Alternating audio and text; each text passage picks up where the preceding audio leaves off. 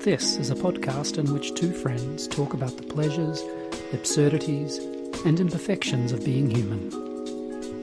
I'm Simon Ellis. And I'm Lee Miller. Welcome to Midlifing.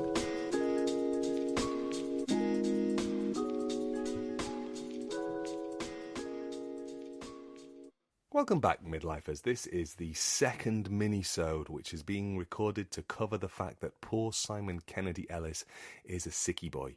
He has got a very, very sore throat and a bad cough. He sounds a little bit like somebody with consumption. He sounds like that nice lady from Moulin Rouge. And I didn't want to be Ewan McGregor to his Nicole Kidman. Because, first of all, he wouldn't know any of the songs, and second of all, I don't think that he'd look good in a bustle. So, while he hopefully recuperates and sending healing vibes down the radio lines to you, Simon Kennedy Ellis, I hope you're feeling big better really soon. I'm going to extemporaneize. That's not a word. Extemporize. I'm going to speak extemporaneously. There we go. That's what I was trying to get out. On a topic that I'm plucking from the air. And the topic I'm plucking from the air today is water bottles. So the thing about water bottles for me is that I have way too many of them. And I don't know if you remember last week I said that I spoke at an event where somebody told me I wasn't hot, which was sobering, because of course I didn't have a beard. Beard's still coming in nicely, thanks very much for asking. Not quite as thick and lustrous as I need it to be. You certainly couldn't hang ornaments off it right now, but by Christmas I have every confidence that I will be back to my semi-Santa self. But this event was one of those sort of corporate things, so it's not a usual gig for me. It wasn't an academic event, although I did speak about academic stuff, and it was sponsored by lots of different things, and as a result there was merch, and I got one of those bottles, and I don't remember the name of it, but the brand, but it's one of those plastic bottles that unscrews halfway up, and the top comes off and becomes a little glass or cup or glass shape because it's made of plastic.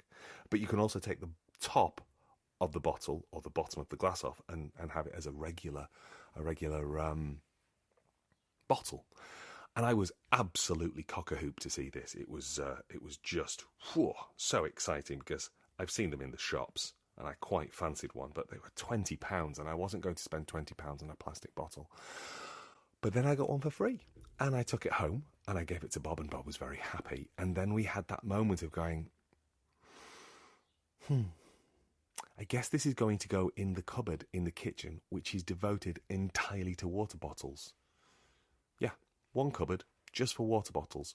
And I don't really know what to do about this almost obsessive need to save the planet by continuing to buy more water bottles. And I think I might be stuck in a loop of consumerism masking itself as eco-warriorism, and I'm having a bit of a struggle, folks. So if anybody has any good strategies beyond wearing an elastic band around the wrist that you ping every time you want to buy something, which actually, now I say that out loud, feels like a good idea, because I have just bought another jacket, which I don't need, but I look really nice in it. I also got some really floaty trousers from Universal Works. I wore them to the event the other week that I was telling you about, because I wanted to present a slightly more femme side. The day before, I'd been hosting some, I guess, governmenty types. I mean, people who work for the government, so yeah, governmenty types. And I'd been all slacks and blue Oxford button down and sort of, I was going to say loafers, but I was clearly wearing a pair of Doc Martens with pink laces. But by the time it came to the next day, I was like, no, I feel like I've done my dash of being fettered.